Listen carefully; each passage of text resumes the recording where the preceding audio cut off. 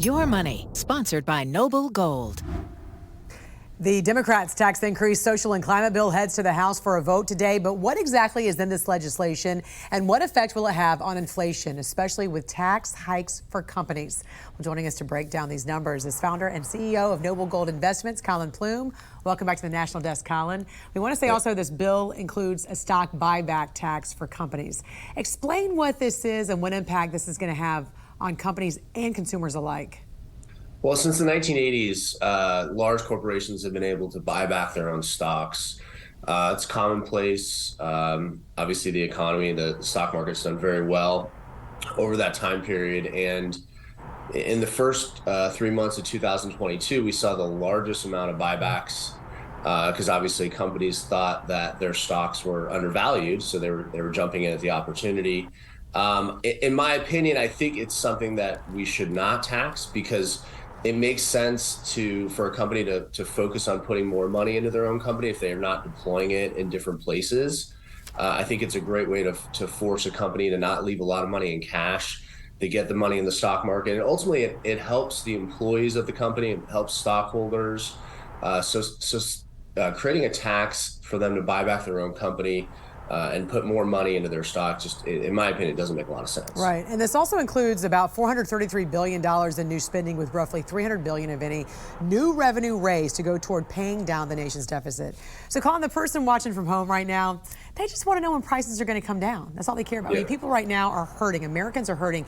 Many economists have said this bill would, in turn, make inflation even worse. How so? Well, I don't think it can fix any of the problems with food costs or, the energy. It's really more of a climate bill. Energy costs probably in the long term could be helped by some of the measures they're putting into place, but it's not going to put a stopgap in what's happening right now and how things have gotten so expensive. Unfortunately, a lot of the things that we're dealing with won't be fixed till the end of the year, and you're not going to be able to help with inflation by adding more spending. And basically, this climate bill it's really what it's focused on. Yeah, and the Federal Reserve's interest rate hikes will have a gradual effect on inflation, as we know. They are still working on this, the Feds are. But what are your predictions for inflation over the long term? Well, I mean, we've been 8 to 9% pretty much every month so far this year. So I think we're going to start to see that slow down by the end of the year. I mean, rising interest rates is basically, it's cooling the economy. We're seeing it. It's a slowdown. That's in essence what we're trying to do, or what the Fed's trying to do. So we are going to see inflation start to slow down. We've seen it in gasoline prices happen. I think food costs will start to come down and slow down a little bit. A lot of the issues, supply chain issues, aren't going to be helped by increasing interest rates. I think the Fed just did not know what to do, and they basically decided we're just going to raise interest rates very aggressively, and it's slowing down the economy. So I think we're going to start to see things slow down by the end of the year. Good news is unemployment is still very low, and so that's a good sign for future economy. Collin, one thing about this bill that some critics are talking about is this 15% tax on large companies. What is Goldman Sachs saying about the proposed minimum tax of 15% and how it could affect large companies and then in turn affect all of us who buy from these companies?